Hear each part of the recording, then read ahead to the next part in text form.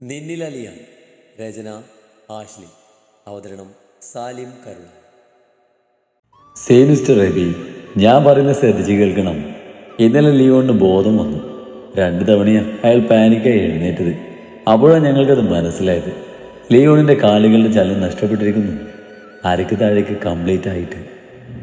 Doctor പറഞ്ഞത് കേട്ട് AB ഞെട്ടിപ്പോയി. അവൻ അടുത്തിരുന്ന പപ്പയെ നോക്കി. അയാളിലും പരിഭ്രമമാണ്. നാട്ടലിനേറ്റ ക്ഷേതാണ് തളച്ചയ്ക്ക് കാരണം. അതുകൊണ്ട് ഉടനെ റിക്കവർ പ്രതീക്ഷിക്കേണ്ട. ഡോക്ടർ, അപ്പോൾ ട്രീറ്റ്മെൻ്റ് ഒന്നുമില്ലേ? അബോർഡിലേക്കും മറ്റോ കൊണ്ടുപോയല്ലോ. ഓ എബി, താൻ ഇത്രയും പാനിക്കാവണ്ട. ഞാൻ പറഞ്ഞു കഴിഞ്ഞില്ല.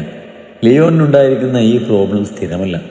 കറക്റ്റായിട്ടുള്ള മെഡിസിനും ഫിസിയോയും ഒക്കെ ചെയ്താൽ അയാൾക്ക് വീണ്ടും പഴയതുപോലെ എഴുന്നേറ്റ് നടക്കാനാകും. എബിയുടെ ആദ്യോടെയുള്ള ചോദ്യം കേട്ട ഡോക്ടർ അവരോട് മറുപടി പറഞ്ഞതും ജേക്കബും എബിയും പരസ്പരം ആശ്വാസത്തോടെ നോക്കി. പിന്നെ ഒരു കാര്യം ചോദിക്കട്ടെ, ആരെ ഈ വീണ? ഡോക്ടർ വീണ്ടും ചോദിച്ചതും എബി ഒന്ന് ഞെട്ടി അയാളെ നോക്കി. ലിയോൺ വീണ എന്ന പേര് പറഞ്ഞ് അലറി വിളിച്ച് എഴുന്നേറ്റത്. അയാളുടെ അബോധാവസ്ഥയിലും അയാൾ ആ പേര് പറയുന്നുണ്ടായിരുന്നു. ചിലപ്പോൾ വീണയുടെ പ്രസൻസ് അയാളുടെ അസുഖം വേഗം മാറാൻ ഉപകാരപ്പെടും. അതാ ഞാൻ ചോദിച്ചത്.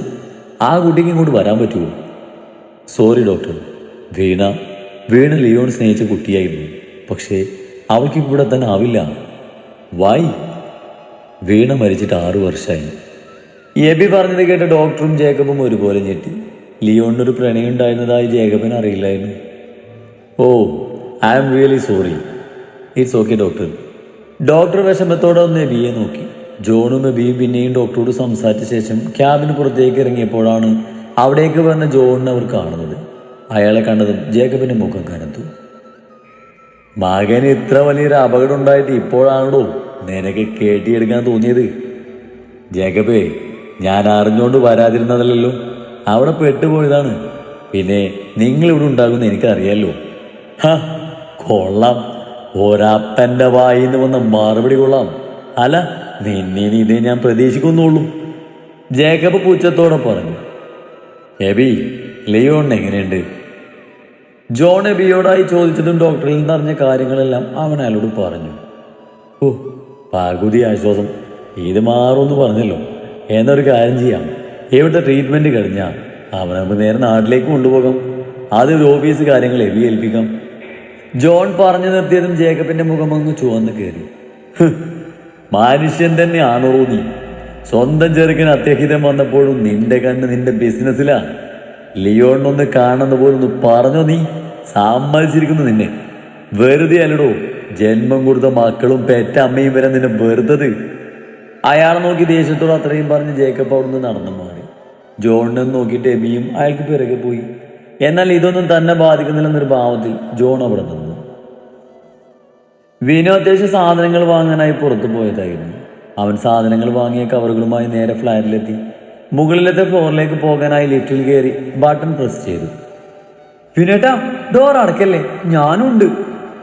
ലിഫ്റ്റിന്റെ ഡോർ ക്ലോസ് ചെയ്യാൻ തുടങ്ങിയതും അങ്ങോട്ടേക്ക് കൂവി വിളിച്ചു വരുന്ന നിത്യയെ കണ്ടതും വിനു അവളെടുത്ത് നോക്കി. ഈ പെണ്ണ് പെട്ടെന്ന് വാടി. ഓടി വരെ നമ്മളെ കണ്ട ദേഷ്യത്തോടെ അവൻ ലിഫ്റ്റിന്റെ ബട്ടൺ പ്രസ് ചെയ്ത് ഡോർ തുറക്കാൻ നോക്കി. അപ്പോഴേക്കും നിത്യ ഓടി വന്ന് അകത്ത് കയറി ലിഫ്റ്റിന്റെ ഡോർ അടക്കുകയും ചെയ്തു. എന്നാൽ നിത്യയുടെ ഓട്ടത്തിന്റെ സ്പീഡ് കുറച്ച് കൂടിയതിനാൽ ലിഫ്റ്റിനുള്ളിലേക്ക് കയറി അവൾക്ക് പിടിച്ചു നിർത്താനായില്ല.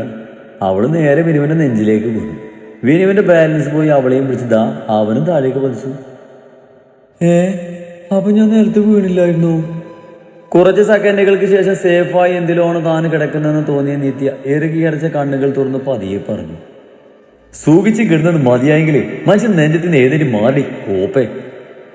പെട്ടെന്ന് വിനുവിന്റെ അലർച്ച കേട്ടതും നിത്യ ഞെട്ടിപ്പിടഞ്ഞു നോക്കി. അപ്പോഴാണ് താനവന്റെ നെഞ്ചിലാണ് വീണതെന്ന് പെണ്ണിന് മനസ്സിലായത്. അയ്യോ സോറി വിനോട്ടാ, പെട്ടെന്ന് ഓടി വന്നപ്പോ കാല് സ്ലിപ്പായി പോയി. ഞാൻ അറിയാണ്ട് വീണു പോയതാ. അവളവന്റെ നെഞ്ചിൽ മുഖം ഉയർത്തി തന്നെ അവനോട് വിക്കി പറഞ്ഞു. അതെയോ, കാല് സ്ലിപ്പാവുമ്പോ അടുത്ത് നിൽക്കുന്നതിന്റെ നെഞ്ചിലേക്കാണല്ലോ വീഴുന്നത്. ഇതെന്ത് കഥാപ്രസംഗം പറയുന്നത്? എന്റെ ദേഹത്തിന് എനകടി പുല്ലേ. അവൻ വീണ്ടും മലയേറിയതും നിത്യ വേഗം തന്നെ അവൻ ദേഹത്തിൽ നിന്ന് പെടഞ്ഞു മാറി എഴുന്നേറ്റു. കാണുമ്പോ പെൻസിൽ പോലെ ഇരിക്കുന്ന നിനക്കെങ്ങനടി ഇത്രയും വെയിറ്റ് വന്നേ? മജൻ നാട് പോയി കിട്ടി. നിലത്തിന്ന് എഴുന്നേറ്റ് വീണ്ടും നാടുകളിലൊന്ന് പിടിച്ചുകൊണ്ട് അവളെ നോക്കി കടുപ്പത്തിൽ പറഞ്ഞതും പെണ്ണവനെ നോക്കി ഒന്ന് വൃത്തിയായിട്ട് ചിരിച്ചു കാണിച്ചു. അല്ല, ബെല്ലും ബ്രേക്കും ഇല്ലാതെ എങ്ങോട്ടായിരുന്നു മോളുടെ ഓട്ടം? വേറെ എങ്ങോട്ടാ? നിങ്ങളുടെ ഫ്ലാറ്റിലേക്ക് തന്നെയാ. അങ്ങോട്ടോ? എന്തിന്? വിനുവേട്ടാ, എൻ്റെ വായിന്ന് കേൾക്കണ്ട. 3-4 ദിവസമായാലും നിങ്ങൾ ക്ലാസ്സിൽ വന്നിട്ട് എന്ത് പറ്റിയെന്ന് അറിയാൻ ഫോൺ വിളിച്ചിട്ടൊന്ന് നിങ്ങൾ എടുത്തില്ല. നീ ഏച്ചിയെ വിളിച്ചിട്ട് ഫോണിൽ കിട്ടിയില്ല. ഒടുവിൽ അന്വേഷിച്ചപ്പോഴാ ആ കഫേയിലെ കബൂറങ്ങളാ പറഞ്ഞ് കുഞ്ഞിപ്പെണ്ണ് വീണെന്നും മോള് ഹോസ്പിറ്റലിൽ അഡ്മിറ്റ് ആയിരുന്നൊക്കെ. ഇത്രയൊക്കെ ഉണ്ടായിട്ട് നിങ്ങൾക്ക് എന്നോട് ഒന്ന് പറയാൻ തോന്നിയ മനുഷ്യ? അവള് ചുണ്ടു കൂർപ്പിച്ച് അവനോട് ചോദിച്ചു. കാര്യങ്ങൾ അപ്പാപ്പ നിന്നോട് പറയാൻ നീ ആരുടെ ഇവിടുത്തെ? അയ്യോ, അതറിയില്ലേ വിനുവേട്ടന്? ഞാൻ വിനുവേട്ടൻ്റെ ക്ലാസ്മേറ്റ്, നീയേച്ചിയുടെ കൂട്ടുകാരി, അനിയത്തി, പിന്നെ നമ്മുടെ കുഞ്ഞിപ്പെണ്ണിന്റെ സ്വന്തം മാമി. ഇത്രയും പോരെ? അവള് വീണ്ടും ചിരിച്ചുകൊണ്ട് പറഞ്ഞതും വിനു പല്ല് കടിച്ചു. നിത്യയെ കുഞ്ഞിപ്പെണ്ണിന്റെ മാമി എന്നാണ് വിളിക്കുന്നത്. അങ്ങനെ വിളിക്കാൻ കുഞ്ഞിയെ പഠിപ്പിച്ചതും അവൾ തന്നെയാണെന്ന് ചെക്കന് നന്നായിട്ട് അറിയാം. ഇവളോടൊന്നും പറഞ്ഞിട്ട് കാര്യമില്ല. വിനു ദേഷ്യത്തിൽ തനിയെ പെറുപുറത്തുകൊണ്ട് താഴെ വീണ് പോയവന്റെ കവറുകളെല്ലാം കയ്യിലെടുത്തു. അവന്റെ വീർത്തു കൊട്ടിയ മുഖം കാണി പതിയെ ചിരിച്ചുകൊണ്ട് നിത്യയും അവളുടെ കയ്യിൽ നിന്ന് താഴെ വീണ് കവറെടുത്ത് പിടിച്ച് ഒരു ചിരിയോടെ നിന്നു. മുംബൈയിലെ ഭദ്രാവേസിലുള്ള ഒരു വില്ലയിലേക്ക് ജെസ്സിയുടെ കാറ് വന്നു നിന്നു. കാറ് നിന്നതും ഫോൺ എടുത്ത് അവൾ ക്രിസ്റ്റീനയുടെ നമ്പർ ഡയൽ ചെയ്ത് ചെവിയോട് ഫോൺ ചേർത്തു. ഹലോ മോളെ, ഞാൻ സ്ഥലത്തെത്തി. ബാക്കിക്ക് അവളെ കണ്ടിട്ട് ഞാൻ പറയാമേ. ഇത് വേണോ മമ്മി? എബിയങ്ങളുടെ ഭാര്യയുമായി മമ്മിക്ക് ഇപ്പോഴും കോണ്ടാക്ട് ഉണ്ടെന്നും കൂടെ ആൽപ്പിച്ചാൻ അങ്കിളും അറിഞ്ഞാൽ അറിയാലോ. പിന്നെ മമ്മിയും ഞാൻ ആ പടിക്ക് പുറത്താ. എൻ്റെ പൊന്നു മോളെ എന്നും പറഞ്ഞ് എത്ര നാളായി കാത്തിരിക്കുന്നത്. സൂസി ഒരു പിടിവള്ളി തന്നെയാ, ശത്രുവിന്റെ ശത്രു മിത്രം എന്ന് മോള് കേട്ടിട്ടില്ലേ? അപ്പോ അവളിപ്പോ നമുക്ക് മാലാക തന്നെയാ. കുരിശുമുറ്റത്തെ സ്വത്തുക്കളിൽ എനിക്ക് നേരിട്ടൊരു അവകാശമില്ലെന്ന് നിനക്ക് അറിയാലോ. അതുകൊണ്ട് ആൽഫിയെ കൊണ്ട് നിന്നെ കെട്ടിക്കാതെ വേറെ മാർഗം എനിക്കില്ല. എല്ലാം മമ്മിയുടെ ഇഷ്ടം. എന്തായാലും കുറച്ച് ശ്രദ്ധിച്ചൊക്കെ വേണം എല്ലാം.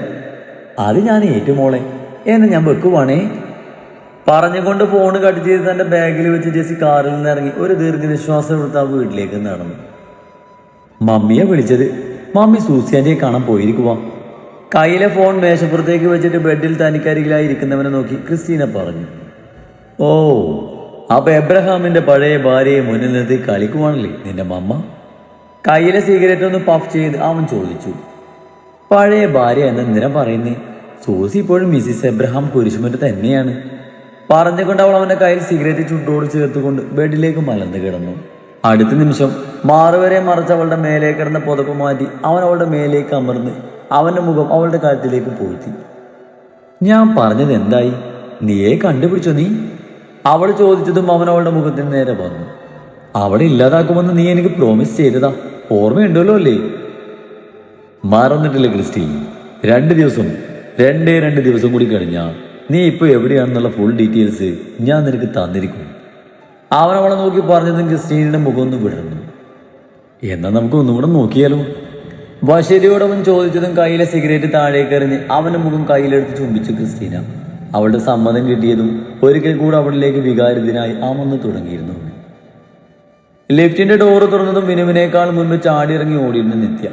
അവളുടെ ഓട്ടം കണ്ട് പല്ല് ഞെരിച്ച് വിനുവും പെണ്ണിന്റെ പിറകെ പോയി. ഫ്ലാറ്റിലെ കോളിംഗ് ബെല്ല് കേട്ട് നീയ ഒന്ന് ഞെട്ടി കണ്ണു തുറന്നു. അവൾ കട്ടിലേക്ക് കിടന്നൊന്ന് ചെറുതായി മയങ്ങിപ്പോയിരുന്നു. ആൽഫി ഫ്ലാറ്റിലുള്ളതിനാൽ മുറിയിൽ തന്നെ കയറിയിരിപ്പാണ് അവള്. നീയ മുറിയിൽ നിന്നിറങ്ങിയതും ബാൽക്കണിയിലേക്കാണ് ആദ്യം നോട്ടം പോയത്. കുഞ്ഞിനെയും ആൽഫിയെയും അവിടെ കണ്ടില്ല. വിനു ആൽഫിക്കായി കൊടുത്ത മുറിയുടെ അകത്ത് നിന്നും മോളുടെ കൊഞ്ചലും കേട്ടു. അപ്പം മനസ്സിലായി ഇരുവരും അവിടെ ഉണ്ടാകുന്നു. നീയ വേഗം ചെന്ന് ഫ്രണ്ട് ഡോർ തുറന്നു. അപ്പോൾ കണ്ണു മുഖം കയറ്റി പിടിച്ച് നിൽക്കുന്ന നിത്യയെ. ആ, നീ എന്താ പെണ്ണ് എങ്ങനെ നിൽക്കുന്നേ? നിന്റെ മുഖത്തെന്താ കടന്നൽ കുത്തിയോ? വേർത്ത് കെട്ടി നിൽക്കുന്ന നിത്യയുടെ മുഖത്തൊന്ന് കുത്തി കളിയോടെ നീയെ ചോദിച്ചു. ദേ നീയേച്ചി, കൊഞ്ചിക്കൊണ്ട് വന്നാലുണ്ടല്ലോ എനിക്ക് നല്ല ദേഷ്യം വരുന്നുണ്ടേ. മോൾക്ക് ഇത്ര വയ്യാതായിട്ട് ഒരു വാക്ക് എന്നോട് പറഞ്ഞു നിങ്ങൾ? മുൻപിൽ നിൽക്കുന്ന നീയെ തള്ളി മാറ്റി അവൾ അകത്തേക്ക് കയറി ദേഷ്യത്തോടെ പറഞ്ഞു. അവൾക്ക് പിറകെ വിനിയും അകത്തേക്ക് വന്നു. നിന്നോട് അറിഞ്ഞോണ്ട് പറയാതിരുന്ന അല്ല പെണ്ണെ. അപ്പോഴത്തെ സാഹചര്യം അതല്ലായിരുന്നു.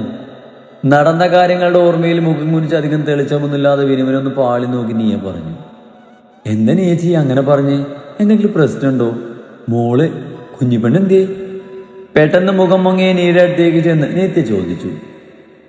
മാമി എന്ന് പിറകേന്ന് കുഞ്ഞിപ്പെണ്ണിന്റെ കൊഞ്ചിയുള്ള വിളി അവളെ തേടിയെത്തി. ആ, മാമിയുടെ പൊന്നൂസേ.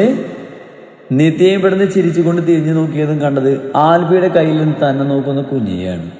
പെട്ടെന്ന് ആൽഫിയെ കണ്ടതും ആളെ മനസ്സിലാകാതെ നിത്യ ഒന്ന് സ്റ്റെക്കായി. അല്ല ഇത്?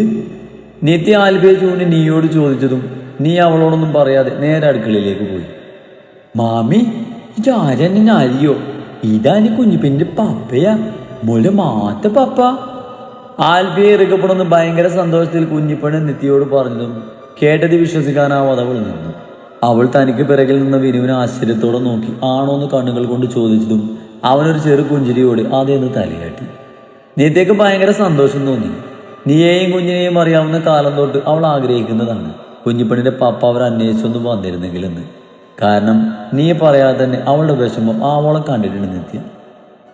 സന്തോഷമായി എനിക്ക്, സാറ് വന്നല്ലോ. എനിക്കറിയായിരുന്നു എന്നെ നീയേജിയും കുഞ്ഞിപ്പെണ്ണിയും തിരക്കി ഒരിക്കൽ സാറും കൂടി വരുമെന്ന്.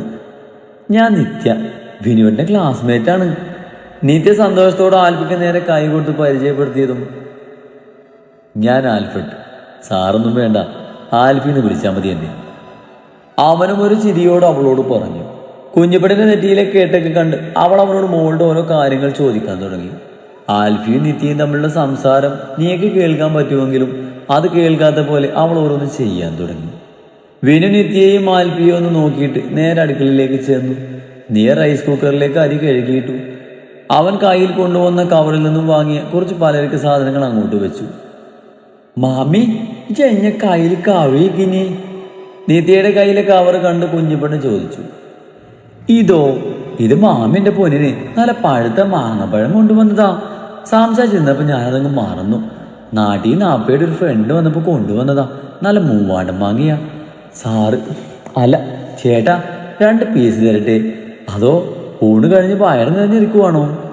ഏയ്, താൻ കൊണ്ടുവന്നതല്ലേ, 2 പീസ് കഴിക്കാം. ഞാൻ ഊണൊന്നും കഴിച്ചില്ലടോ. അയ്യോ, അപ്പൊ ചേട്ടൻ ഇതൊരു ഊണ് കഴിച്ചില്ലേ? സമയം ഇത്രയായില്ലേ? ആൽഫി പറഞ്ഞത് കേട്ട് നിത്യ ചോദിച്ചതും അത് കേട്ട് നീയെ ഞെട്ടിപ്പോയി. അപ്പോഴാണ് നീയെ സമയം നോക്കിയത്. മണി 2 മണി കഴിഞ്ഞു. 11 മണി ആയപ്പോഴോ മറ്റോ ആണ് കുഞ്ഞിക്ക് കഴിക്കാനുള്ളത് കൊടുത്തത്. ആൽഫി അവിടെ കുറുക്ക് കൊടുക്കുന്നത് കണ്ടു കഴിഞ്ഞ് അവളും അടുക്കളയിലേക്ക് പോയി. നേരത്തെ കഴിക്കാനായി എടുത്തു വെച്ച പുട്ടും കഴിച്ചിരുന്നു. എന്നിട്ടാണ് മുറിയിൽ പോയത്. ഉറങ്ങാനായി പോയതല്ല, പക്ഷേ വല്ലാത്തൊരു അസ്വസ്ഥത തോന്നുന്നു കണ്ണടച്ചതാണ്. പിന്നെ ഇപ്പോഴാണ് എഴുന്നേറ്റത്. അപ്പോ ഇച്ചായന് ഈ നേരം വരെ കഴിച്ചില്ലേ കർത്താവേ? അവൾ ഉള്ളാലെ ചോദിച്ചു. അവൻ ഈ നേരം വരെയും പട്ടിണിരിക്കുവാണെന്ന് ഓർത്തതും അവൾക്ക് വിഷമം തോന്നി. നെഞ്ചി വിങ്ങി പൊട്ടും പോലെ അവളിൽ വല്ലാത്തൊരു വേദന അനുഭവപ്പെട്ടു. വിനുവും അപ്പോഴാണ് ആ കാര്യം ഓർത്തത്. നിശ്ചയമായി ഇപ്പോഴും അകന്നിരിക്കുന്നത് കൊണ്ട് നിശ്ചയമായിട്ട് ആൽഫിക്കൊന്നും കഴിക്കാൻ കൊടുക്കില്ലെന്ന കാര്യം അവൻ ശരിക്കും വിട്ടുപോയിരുന്നു. എനിക്കിന്റെ പാപ്പ തന്നെ അത് മോന് മുഴുവൻ കഴിച്ചു. പക്ഷേ പാപ്പ ഒന്നും കഴിച്ചില്ല അല്ലേ പപ്പേ? കുഞ്ഞിപ്പെണ്ണ അവന്റെ താടിയിൽ പിടിച്ച് കൊഞ്ചലോടെ ചോദിച്ചതും ആൽഫി ചിരിയോടെ അവളുടെ കവിളിലൊരു ഉമ്മ കൊടുത്തു. വിനു ഹാളിലേക്ക് ഒന്ന് ആൽഫിയെ വല്ലായ്മയോടെ നോക്കിയതും ആൽഫി കണ്ണുകൾ കൊണ്ട് അവനോട് സാരില്ലെന്നൊരു ചിരിയോടെ പറഞ്ഞു. അവരുടെ രണ്ടുപേരുടെയും കണ്ണുകളിൽ നിത്യം ശ്രദ്ധിച്ചിരുന്നു.